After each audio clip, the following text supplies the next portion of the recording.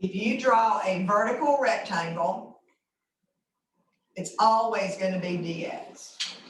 That's going to be true when we do volume in a little bit. Okay? So when your rectangle is vertical, it's dx. All right? When you draw a horizontal rectangle, it's going to be dy. So when we start doing volume in a little bit and we start flipping the methods this week and next week, people start thinking that the method has to do whether it's dx or dy, and it doesn't. What dx or dy has to do with is which way your rectangles turn. So if it's vertical, and mine's vertical, the first thing I'm going to do is go over here and I'm going to put dx. Now, if it's dx, these numbers on your integration have to be x numbers. If your rectangle is horizontal and you're doing dy, then these a and b numbers have to be y numbers. So that's how I know whether I'm putting x numbers here or y numbers here. If it's dx, these are x numbers. Now, x-axis runs left to right, okay? So I try to find the furthest point on the left and the furthest point on the right. All right, so that's going to be this point and this point, and I need the x coordinates to put here. Okay, well, I can't tell by glancing at it what exactly those numbers are. I don't even know exactly what they are, but I notice that's where this and this intersect. So whatever the x and y are on the blue is the same thing as the x and y are on the red. So because they both say y equals, what I'm really doing is I'm saying that the y on the blue is exactly the same thing as the y on the red. So if the y coordinate on the blue right here is a -1/2, then the y coordinate on the red is a -1/2. Now, the y on the blue is x squared plus 2x. And the y on the red is x plus 2. Now that's a quadratic equation. So we learned a long time ago in algebra, when you got a quadratic equation, we're going to get everything on one side and 0 on the other side and then factor it. Okay? So I've got x squared. When I move this over, is it going to be a plus x or a minus x? This one's going to turn into what? Minus. So 2x minus x leaves me in x. And then when I get that over, I'm going to have a minus what? 2. So now I've got to factor it. Now, if it doesn't factor, you're going to use the quadratic formula. This one factors all pretty. All right, the only way to get 2 with integers is a 2 and a 1. I need the bigger one in front of the plus. So double check it. X times x is x squared. That's going to be a plus 2x, and a minus x is a plus 1x and a minus 2.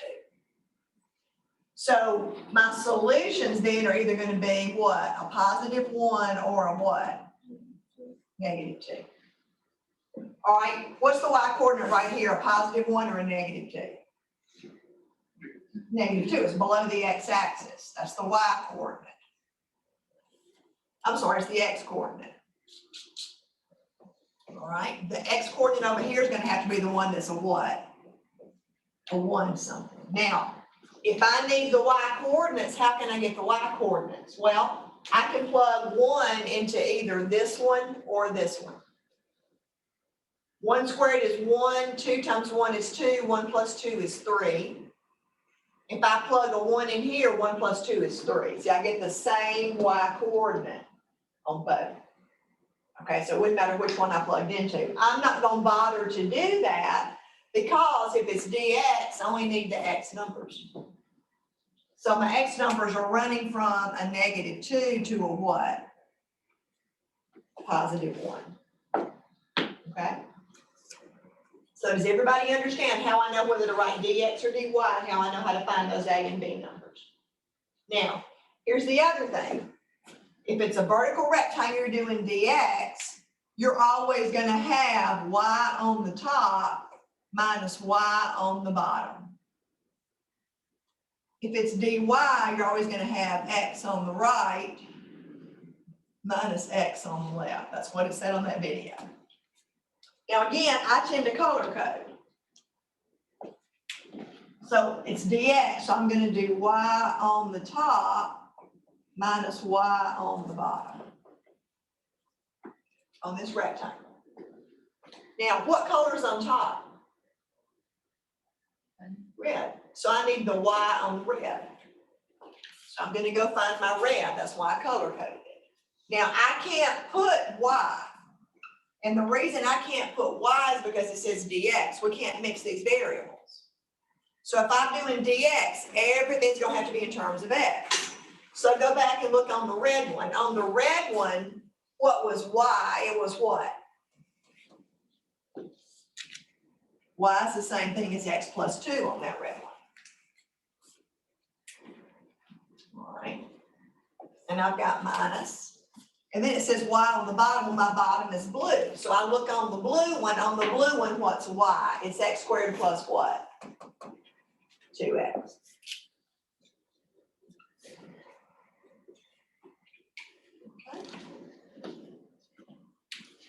So I'm integrating from -2 to 1 of x plus 2 minus x squared minus 2x.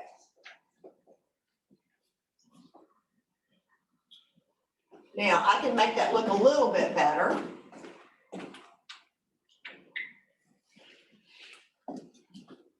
So I'm integrating from -2 to 1. I've got a negative x squared. X minus 2x is a what? A negative x. And then I've got a plus 2.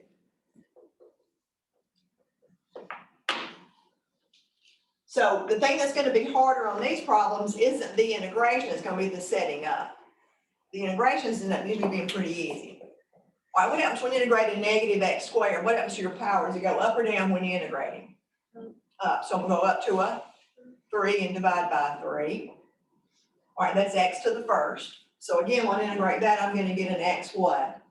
Squared over 2. And then when you integrate 2, you get 2 what? X. And again, I'm running from -2 to 1. So 1 gets plugged in first.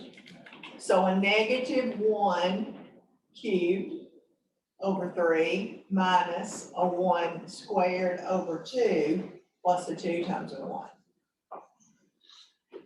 And then minus. And now I've got the opposite of a -2 cubed over 3 minus a -2 squared over 2 plus 2 times a -2. Now it's just arithmetic.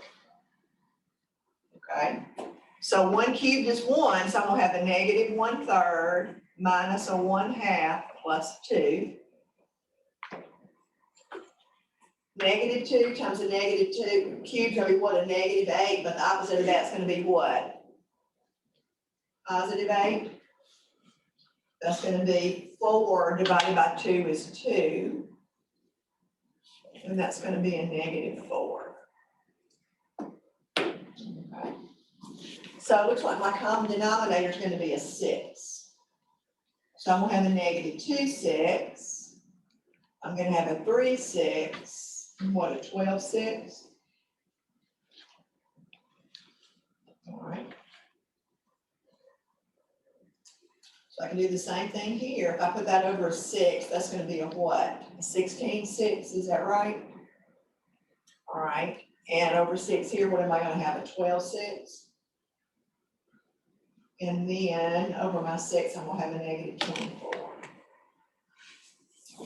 So -2 minus 3 is a what? -5. So what does that come out to be? 7 6, is that right? Minus.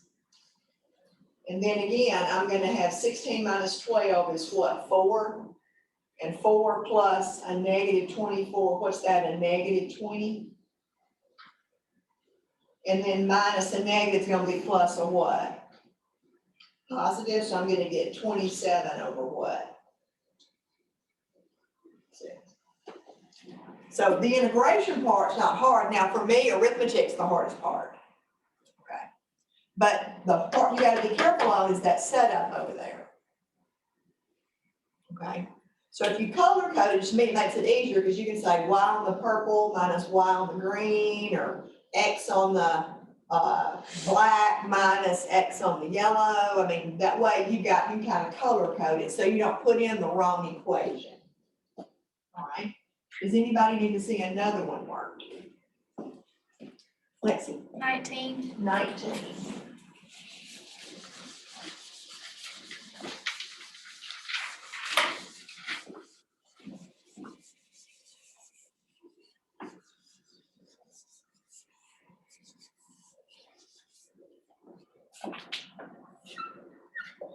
All right, 19, let's see what we got. All right, we've got, one of ours is y equals 1/9x squared. And another one is y equals 1. And another one is gonna be x equals 1. And another one is gonna be x equals 2.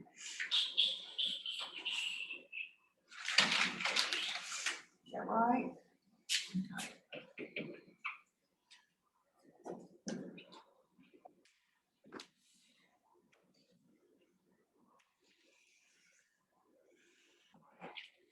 So I'm gonna take my grapher and I'm gonna let it do the work. So I'm gonna graph y equals.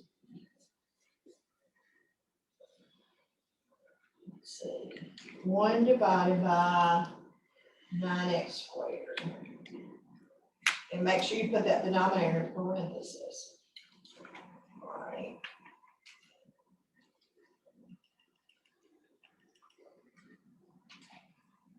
Now, on mine, I'm gonna have to zoom mine in a little bit.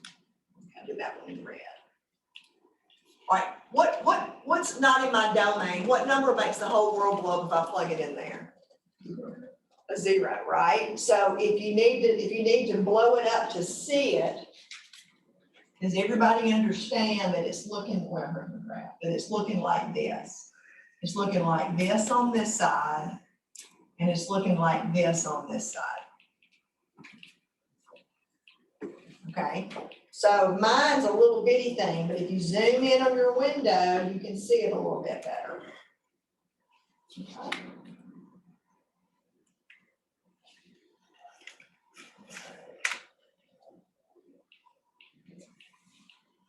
Now, what does y equals 1 look like? What kind of line is that, vertical or horizontal? Horizontal. All right, so here's y equals 1. All right, then I've got x equals 1. Isn't that one vertical?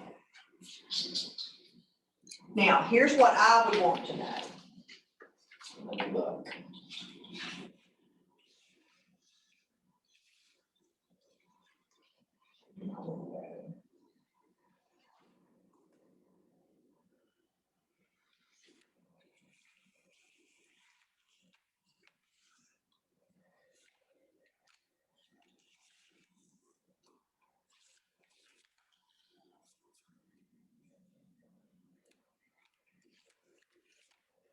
Now, here's where you got to be careful. I need to know kind of what that point is to me, because what I want to know is, it's a little hard for me to see on my graph, or is x equals 1 over here, or is x equals 1 over here? Does that make sense? All right, so what happens with x equals 1 over here? Like on this graph right here.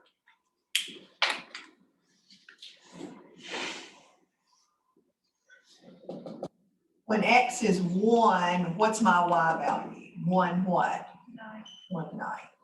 All right, so when x is 1, all right,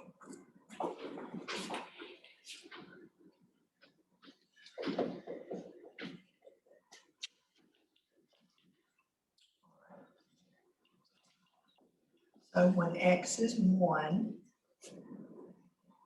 y is going to be below this one. Is everybody with me? So on yours, it looked like that x equals 1 is over here, x equals 1 is way over here. Like, when is this thing equal to 1? Maybe that'll be an easier way for you to see it. I want to know where this blue and this red intersect. So I set them equal to each other. When does 1 over 9x squared equals 1? All right, can't you multiply both sides by 9x squared? So that's going to say 9x squared is what number? 1. So what's x squared going to be? 1 what? 9. So what's x going to be? 1/3 or a what? Negative 1/3. So it's a negative 1/3 over here and a positive what? 1/3 over there. So this is the point 1/3, comma 1. So where would x equals 1 be?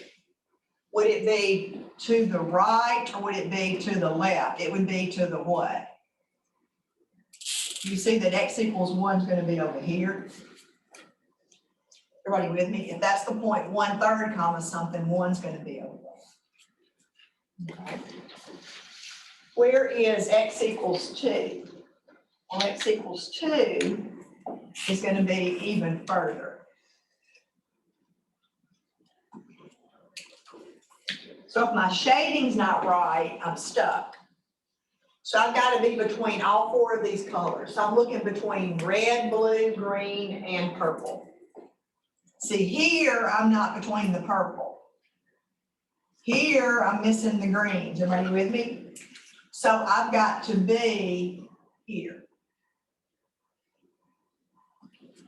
That's between red, green, purple, and blue. So it's really important that you get your graphs correct, because if you're shading the wrong thing, if you think you're over here, you're going to have the wrong colors. You have the wrong equations on top and bottom. So again, do you understand if I try to draw my rectangle horizontal, then I've got purple on the right and green on the left. But if I come way down here, I have purple on the right and red on the left. That would switch on me. So I have to do more than one integration. If I draw it vertical though, no matter where I draw it, I'm going to have blue on the top and red on the bottom. All right. So if I draw my rectangle, is it dx or dy when it's vertical? Y'all tell me. Adam's going to be dx or dy? Dx. All right, Shelby, what are my A and my B going to be? What are my X numbers running from on that shading? 1 and 2, good. Now, we said when it's vertical, it's going to be y on the top minus y on the bottom. All right, Ashley, what color's on the top? Blue. So y on the blue. So I go find it. Now, what's y on the blue? Y on the blue is just what? 1. All right, Cameron, what color's on the bottom? The red. So if I do y on the red, the y on the red is 1 over 9x squared. And there's my integration. Okay. Now again, the integrations aren't going to be bad. I'm integrating from 1 to 2 over 1 minus. Now, I think when I see this, I think, well, maybe it's natural log, but the derivative of that denominator is going to be 18x, and I can't get that on the top. So what can I do if I'm not doing natural log? What's one thing I can try to see a power? So if it's power rule, where's the power got to be? Up top. So that's going to be what? 1/9 x to the what? -2. Okay. So what happens when you integrate 1 dx? What do you get back? Just what? X. I've got a 1/9. I'll touch numbers in front. Now what am I going to do to that power when I'm integrating? Add 1. So what's a -2 plus 1 going to get me? A -1, but I've got to divide by that what? -1. And I'm running from 1 to 2. So I'm going to have an x. Now, what's minus this negative end up being? Aren't you gonna have, I mean, what does this simplify into? Let's do it that way, that bothers you. What's something divided by a negative gonna get you? That's gonna make it what? Negative, isn't it? What are you gonna do with that x to the -1 to get rid of that negative power? Pull it to the what? To the bottom. So do you understand that that's the same thing as a -1/x? When you divide a positive by a negative, it's negative. All right, now, again, you're running from 1 to 2. What's the same thing as minus this negative? It's what? Isn't it plus 1/9x? All right, so plug in a 2. So I've got 2 plus 1/9 times 2. And then minus plug in your 1. I've got 1 minus 1/9 times 1. So that's 2 plus 1/18 minus 1 minus 1/9.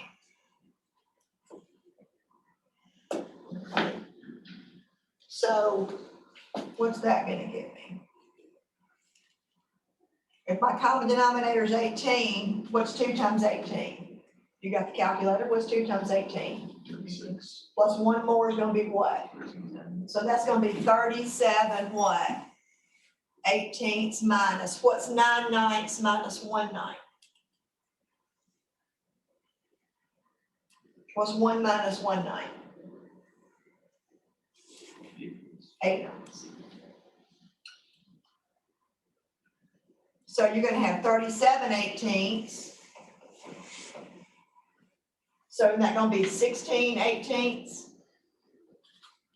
So what's that gonna get me? 20 what? 21/18ths, which reduces to what? 7/6. But on the other side, like we're adding the 1/9 on this side, but we're subtracting on the other side. Say that again, Emily. We're adding the 1/9 to like multiply by 2, and then on the opposite side, we're subtracting. Well, let me find where we are. Like, tell me, am I here? No, ma'am. All the way over to here? Yes, ma'am. Okay, so what do we got here? We There's a got plus. that one There's a- minus. Well, there's a plus on that side, there's a negative on the other. Like, you're in the right spot.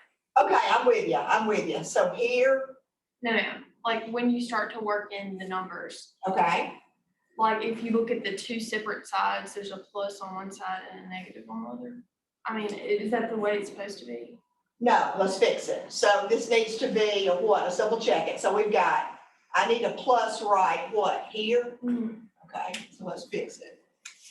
All right, if that needs to be a plus, then what's 1 plus 1/9 gonna get me? 10/9? Okay. All right, so 37 minus 10 is gonna give me what, 27/9? Is that right? So we've got 37/18 minus what? Is that 10/9? So that's gonna be 37/18 minus what? 20/18, is that correct? So that's gonna give us what, 17/18? Thanks, Emily. Or anything else we need to fix? All right, but do you see how we have to graph very, very, very carefully? Now, there's one in your book I want you to look at real quick to make sure we're clear, because there's one that you have for homework that you have to kind of do. Look on page 448 for a second. All right, on page 448, I want to make sure we're clear. I think I did this one on the video, but I want to make sure you understand.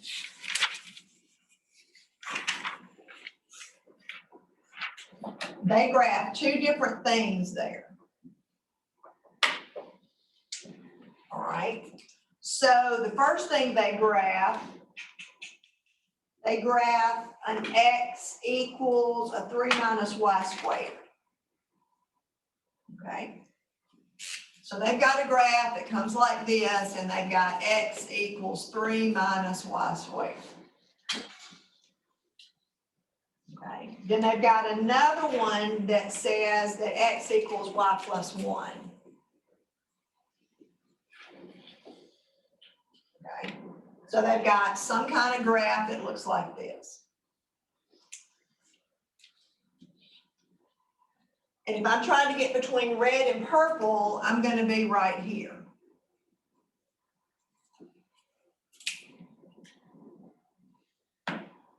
Now, if I try to draw my rectangle vertically, does everybody understand that here I would have red on the top and purple on the bottom?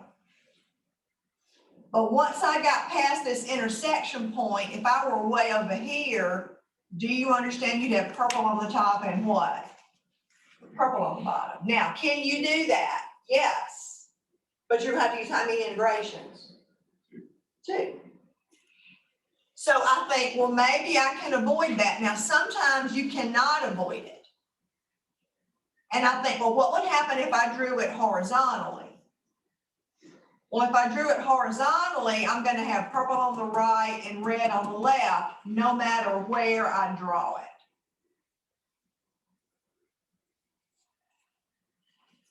So that's what I mean by sometimes you're going to need to turn it horizontal.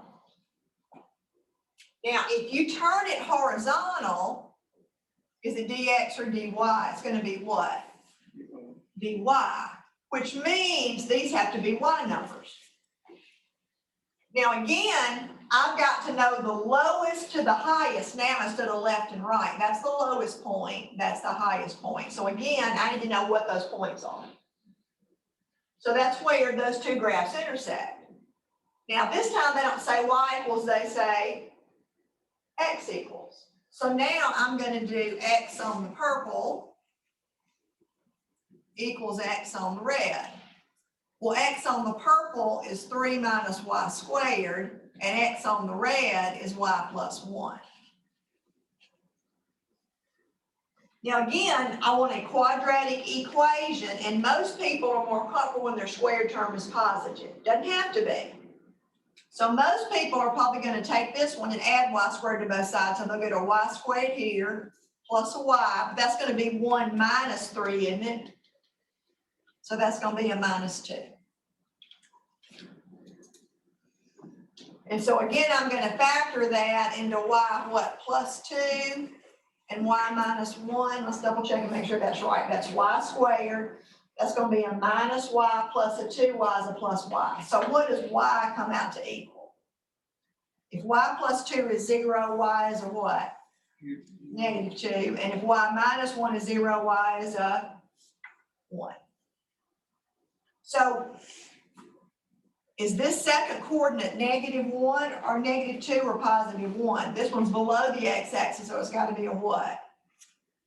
Something negative 2. And this one's above the x-axis, so it's got to be something 1.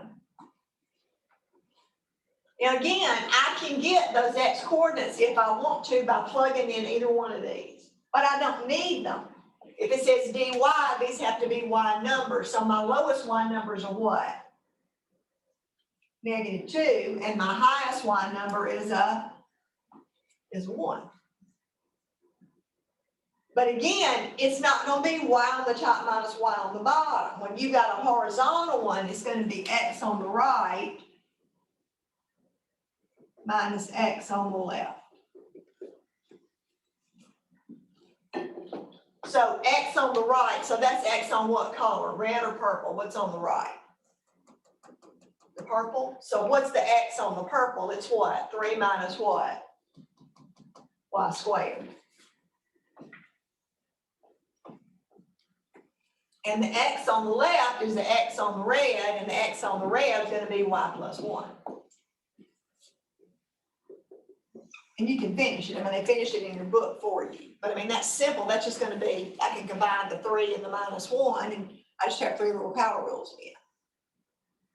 So the integrations aren't hard, but you got to be careful when you're setting them up. So you got to make sure that your graph is right. You got to make sure that your shading is right. And you got to make sure that you're plugging in the right equation in the right space, or everything's going to be backwards. Okay?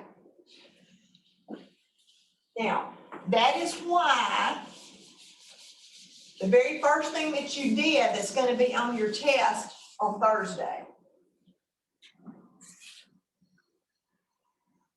What if you had this? You know, find the area between y equals x cubed and the x-axis on the interval, say 0 to 2. Suppose I told you to do that. Now, this was part of your homework before you learned to do it this way. All right, so let's make sure we're clear about why certain things happen. All right, we're going to look at this one real quick, then we're going to look at this one. Y equals x cubed and the x-axis from -2 to 0. And then we're going to find y equals x cubed and the x-axis from -2 to 2.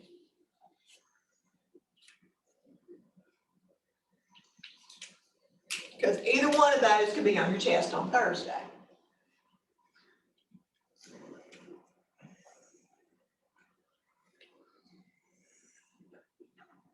Now, look at this first one.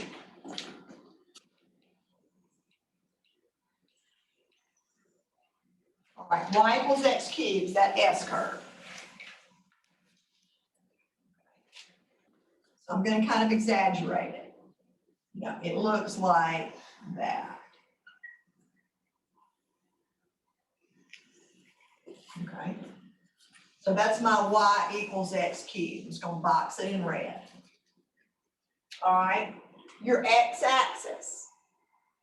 All right. So that's going to be here.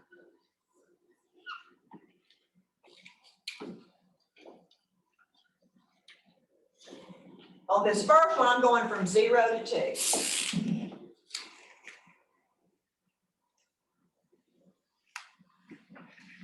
Zero to 2. So does everybody understand that I'm looking for that area right there?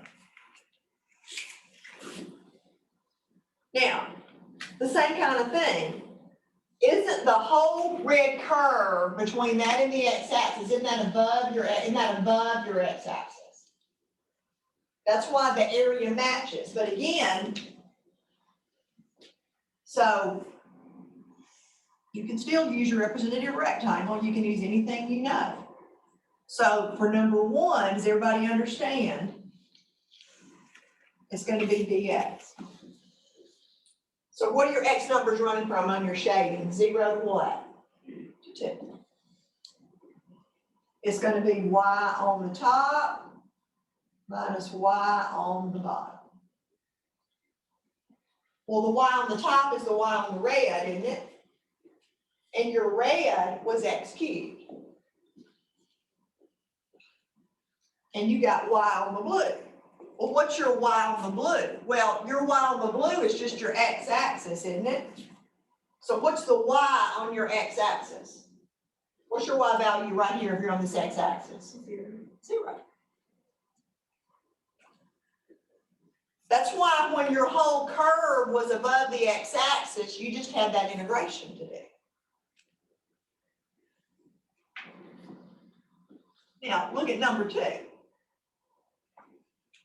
On number 2, we're on the other side. All right, so now instead of being over here, we were from -2 to 0.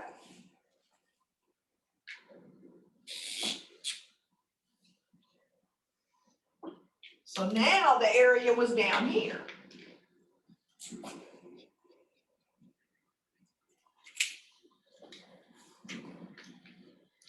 So we said before, when your whole curve is below the x-axis, your area is not your integration, it's the what? The opposite of your integration. Look at y.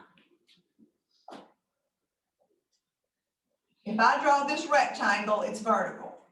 So it's d what? dx. What are my x numbers running from over here? From what?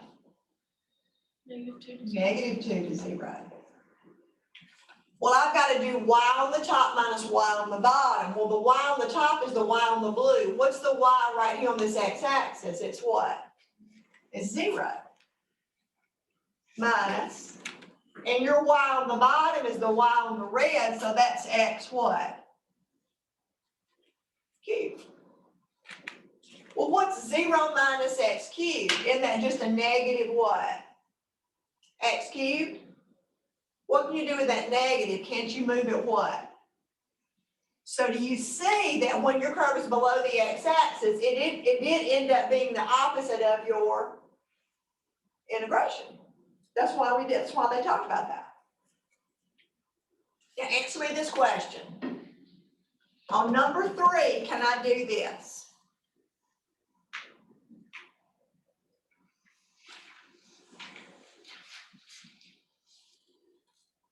Will that get me my shaded area? Why not, Emily? Why don't you add them together? Yeah, look at why. Look what would happen if you did this integration. If you do this integration, aren't you going to get x to the 4th over 4? Running from what? -2 to what? To 2. So when you plug in a 2, you're going to get 16/4 minus 16/4 when you plug in the -2. If you do this integration, you get 0. Is your shaded area 0 between -2 and 2 between that red curve and the x-axis? No.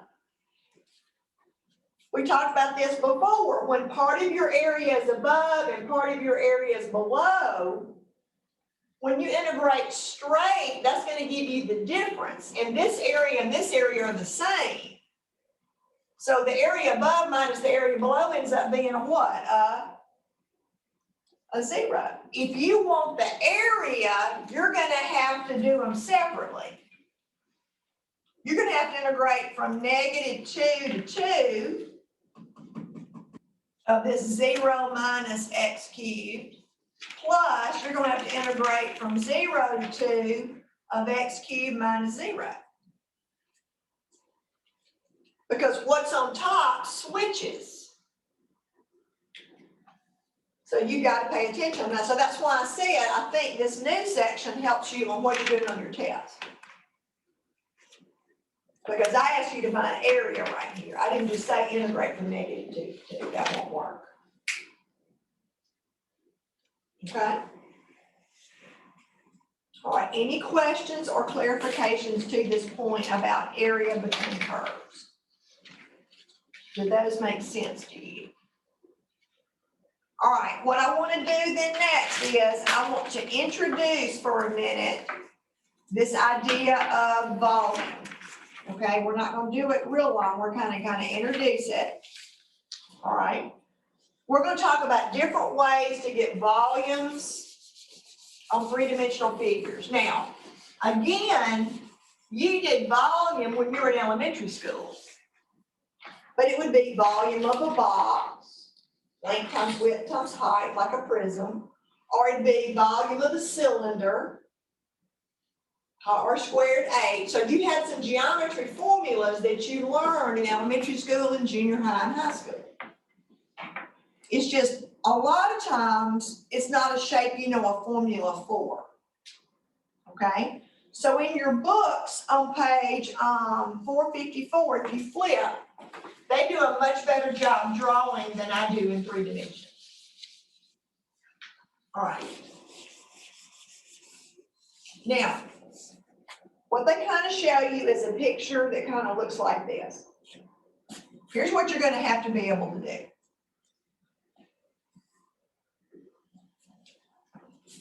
All right. Y equals x squared. All right. Let me write that in one column. Well, I'll do it this way first. Y equals 0 and x equals 3.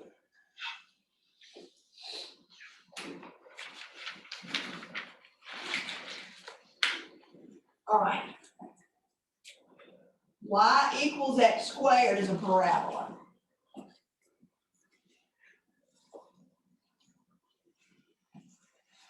What's y equals 0, another way of saying? The what? The x-axis. All right. And then I've got x equals 3.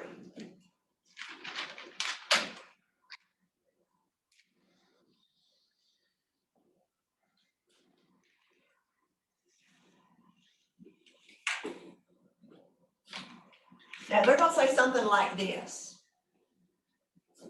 Rotate the area bounded by all three of these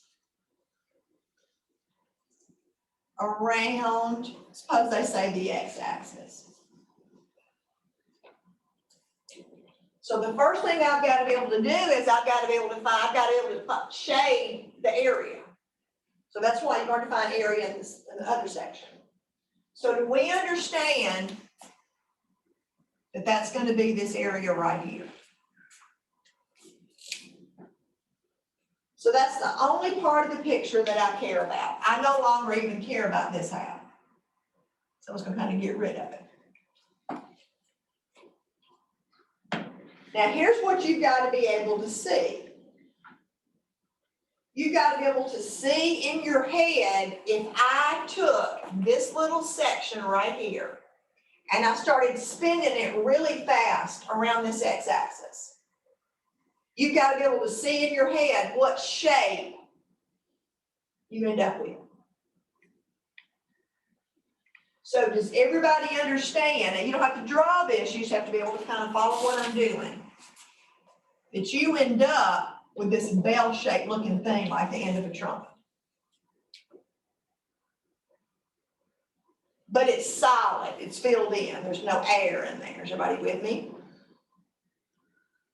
So I've got to kind of be able to see that thing in my head. Now, you don't have to be able to draw it, you just have to be able to kind of see it. Now, they got one sort of drawn for you on page 455. All right, so theirs looks a little different than mine, but it's the same kind of thing. They've got an area that they start rotating really fast. Now, do you see how they started making slices down through that solid shape? Do you see that those slices, they call them discs. They're like circles with a thickness. Like on the bottom of page 454, they show you one. Is everybody okay? Now think about it. If I go back to my regular area and I go draw that representative rectangle again, can you see that if you take this marker, this rectangle, and you start rotating it around an axis, that you sweep out a circle that's got a thickness to it? Now, could you divide this whole shape into a bunch of those? And what would you do with all the volumes of those discs? You'd have to do what with them? You'd have to add them up. So again, you are adding up, instead of adding up a bunch of rectangle areas, you're adding up a bunch of volumes of discs.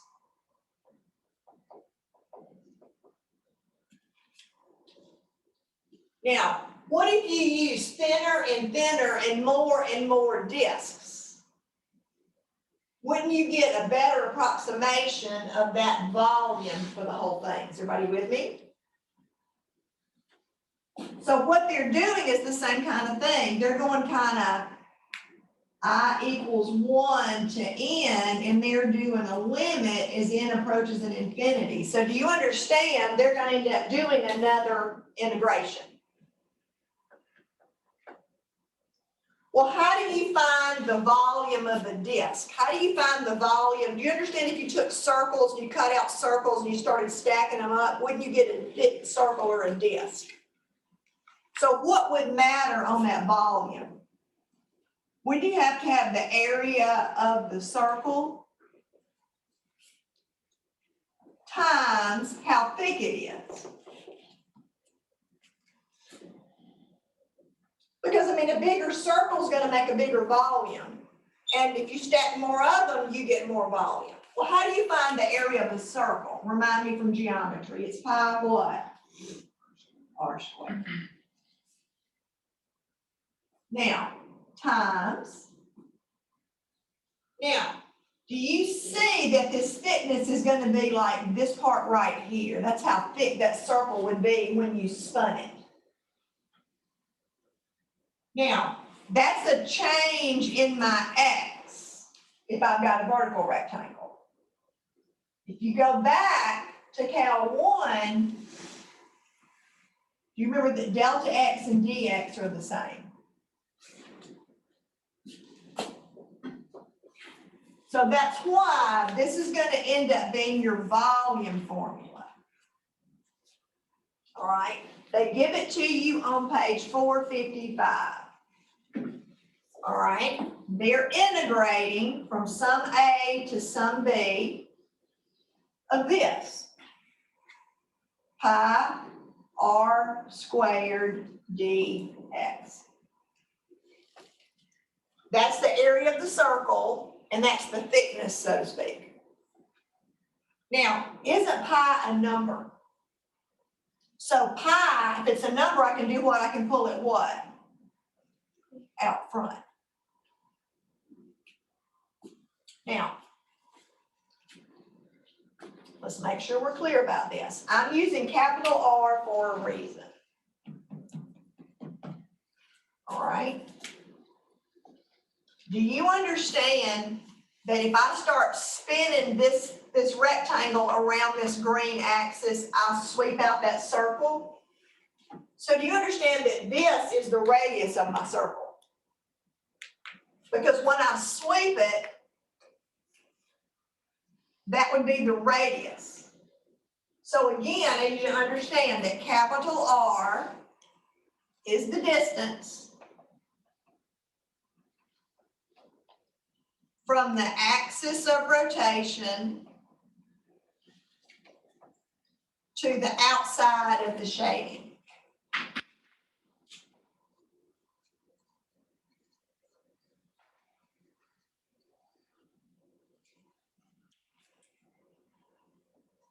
So capital R is the distance from the axis of rotation to the outside of the shading. So on my picture, I don't have to draw the 3D. I can just draw the 2D. Now, here's my axis of rotation. There's the outside of my shading. So do you understand that this is capital R?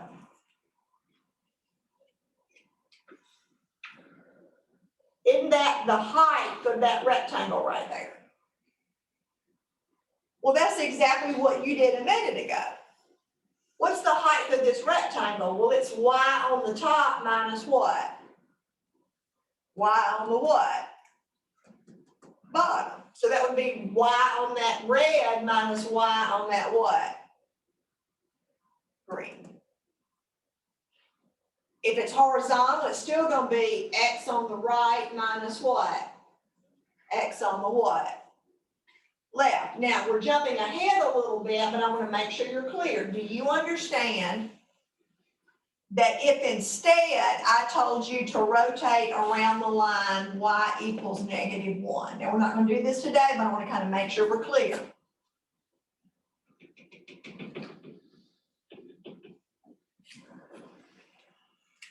Do you understand that now there's a gap between your shading and what you're flipping around? On the one we're working, is there a gap anywhere between your shading and what you're rotating around? No. This one is called disk method. So this is my disk method. And that disk happens when there's no gap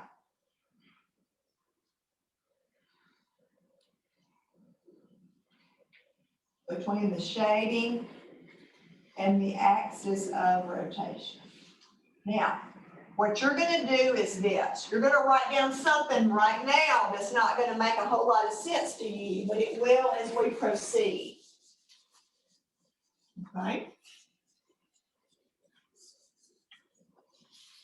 But I want to go ahead and put it in your notes. And that is this. It's kind of a preview of coming attraction. You're doing volume.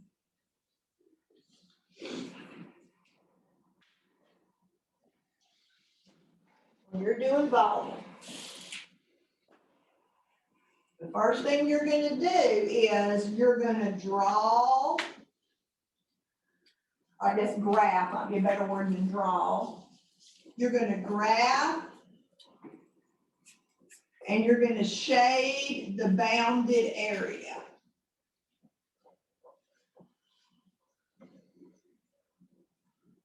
You're going to graph and you're going to shade the bounded area.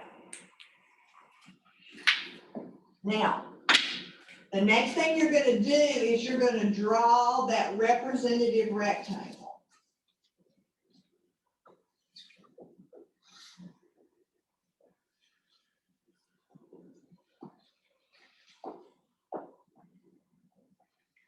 Okay? Now, just like before, if that rectangle is vertical, you have to use dx. And if that rectangle is horizontal, you have to use dy. Now, does everybody understand that so far, this is exactly what you were doing when you were doing area? And if it's dx, the a and the b have to be x numbers, and if it's dy, the a and the b are going to have to be what? Y numbers. Then you're going to choose your method. Now, this method has nothing to do with dx and dy. This is like two separate decisions. Who I married, where am I going to live? Those are not the same question. Now, there are going to be three choices for the method. So here's the first thing you got to decide. If your rectangle is perpendicular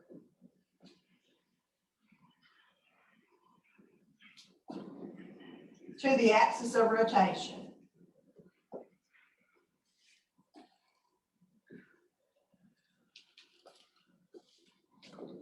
now, I'll show you in a second on back over here what I mean by that. You've either got to use disk method or you've got to use something we're going to talk about next week called washer method.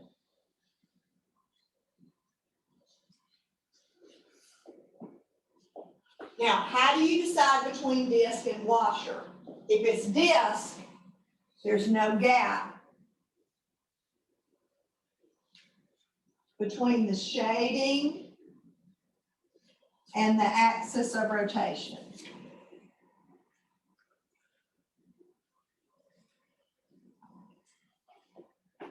When to use washer? When there is a gap.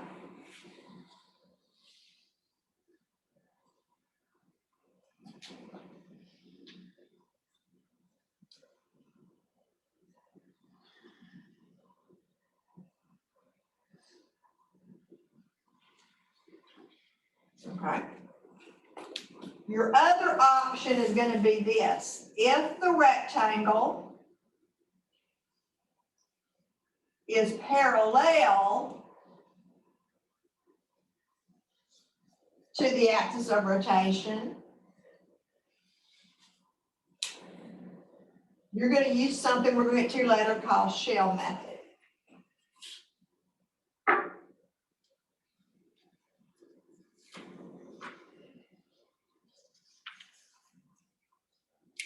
So there are going to be three possibilities: disk method, washer method, shell method. Now, when you first start doing them, they're all going to be disk. But I need you to get in the habit of asking yourself these questions. So go back to the one on the board. Do you see that your rectangle looks like this and that you're flipping around that green line? Is everybody with me? So there's your rectangle and there's your axis of rotation. Are they parallel to each other or perpendicular to each other? They are what? Perpendicular. Here's your rectangle, there's your axis of rotation. So if they're perpendicular, you've either got to use something called disk or you've got to use something called what? Shelf. Now, what if I told you instead, and later I will, what if later I told you to flip around the y-axis? Now is your rectangle parallel or perpendicular to what you're flipping around? It's going to be what? Parallel. Then you have to use something called what? Shell. So you got to decide between the two. Is your rectangle perpendicular to what you're flipping around or parallel to what you're flipping around? If it's perpendicular, you've either got to use disk or what? Write it correctly, disk or washer. Now, how do you decide between disk and washer? Look at your shading in this green line that you're rotating around. Is there any gap anywhere? So it's going to be what? Disk. Now, if instead I told you that you were rotating around this dotted purple line, is this rectangle parallel or perpendicular to that dotted line? It's what? You tell me. Perpendicular. So again, you've either got to use something called disk or something called what? Washer. Look at your shading and what you're flipping around. Is there a gap or no gap? There's a what? So you'd use something called what? Washer. You don't know what it is yet, but you would use it. So part of it's exactly the same as area. Vertical rectangles are dx, horizontal rectangles are what? dy. That's got nothing to do with disk, washer, or shell. Nothing. Vertical rectangles are dx, horizontal rectangles are dy on area or volume. Then how do you do that first? Then the way you choose your method is whether your rectangle is either perpendicular to what you're flipping around or what? Or parallel to what you're flipping around. If it's perpendicular, it's either got to be disk or what? Washer. If it's parallel, it's got to be something called what? Shell. All right. So look at this one real quick. We're just going to set this one up. Exactly the way that I would do it before. This is my shading. That's the way I drew my rectangle. So is that rectangle vertical or horizontal? It's what? Is that rectangle vertical or horizontal? Vertical. So dx or dy? Dx. All right, look at your shading. What are your x numbers running from on your shading? Well, they're starting at what? 0. And I'm like, well, they're going at the blue line. Well, what was the blue line? The blue line was x equals what? 3. So that's got nothing to do with anything. That's just on like on area. Just depends on which way your rectangles turn and your shading.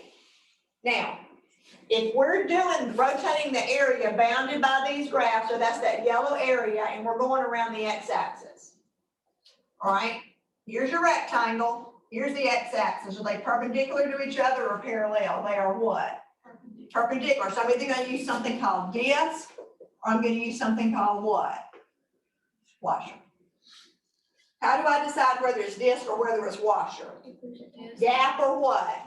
No gap. All right, look at your shading and look at what you're flipping around. Gap or no gap? No gap. So you're going to use what? Disk. Now, what was my formula for disk? It was pi what? R what? Squared. Now, all I got to do then is be able to fill in my R. And we said R was. On this method, R is the distance from the axis of rotation to the what? Outside of the what? Shading. So do you understand? It's just the length of this rectangle. Isn't that a vertical distance? So when we were doing area, when it was vertical, what did you do? You did y on the top minus what? Y on the bottom. But I've got to be careful because what am I going to do to that? I'm going to do what in a minute? I'm going to square it. So y on top minus y on bottom, just like I was doing with area. So y on the top, so that's y on what color? Y on the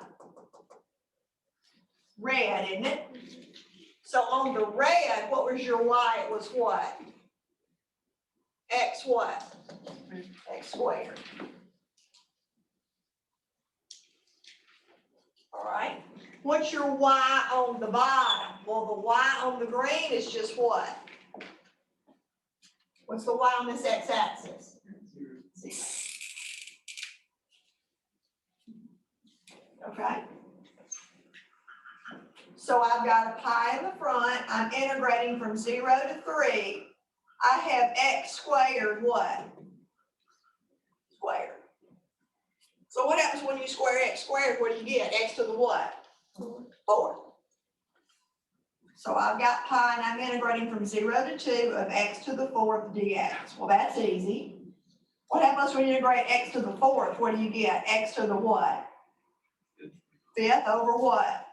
5. From 0 to 2.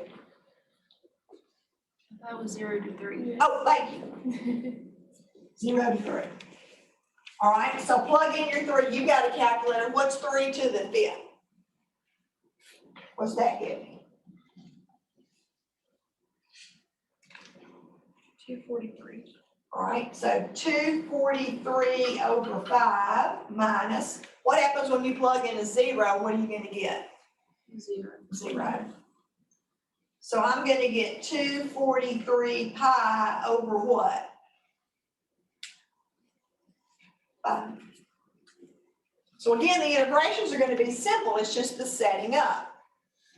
All right, now what's your homework assignment for next time? Study for test. Study for your test. And I'm going to give you a few of these disk methods to do before Thursday, but don't do those until, before Tuesday of next week, but don't even look at those until after your test. All right, let me know if you need any help, and I'll see you, I'll be here at 7:30.